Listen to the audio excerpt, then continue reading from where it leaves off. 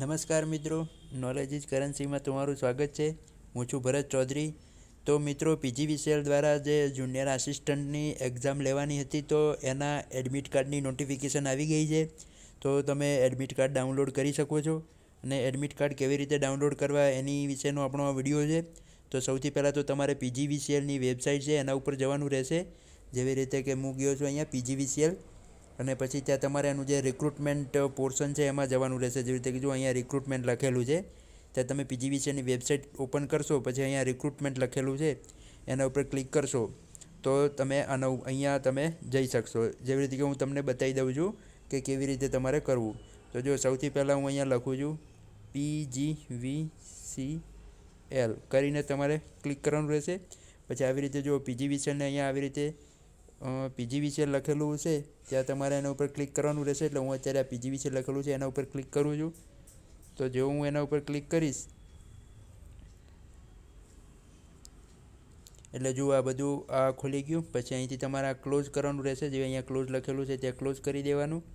મેં ક્લોઝ કરી દીધું છે.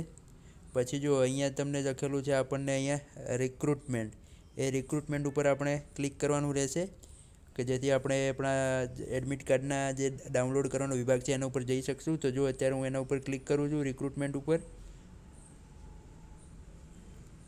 તો રિક્રુટમેન્ટ ઉપર ક્લિક કરી દીધું. પછી જો અહીંયા લખેલું છે admit card for computer base test recruitment for વિદ્યુત સહાયક જુનિયર આસિસ્ટન્ટ, અને તમારે આના ઉપર ક્લિક કરવાની રહેશે કે જે અત્યારે ફરી હું ક્લિક કરું છું ડાઉનલોડ કરવા માટે. તો જો હવે જો અહીંયા તમારો નોટિફિકેશન ખુલી ગયું છે. હવે તમે અહીંયા તમારો એપ્લિકેશન નંબર અહીંયા લખવાનો રહેશે.